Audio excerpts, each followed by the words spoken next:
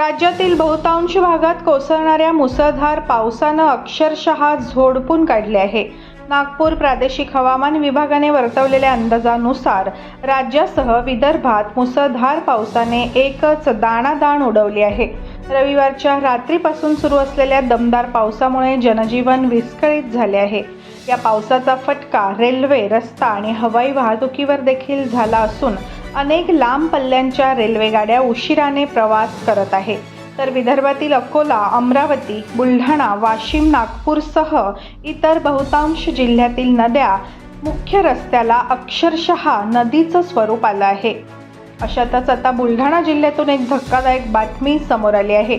बुलढाण्याच्या खामगाव तालुक्यातील खामगाव नांदुरा रोडवरील सुटाळा गावातून जाणारी छोटी नदी अक्षरशः या नदीला पुराचे स्वरूप प्राप्त झाले आहे. ही नदी प्रचंड पाण्याच्या प्रवाहाने खळखळायला लागली आहे.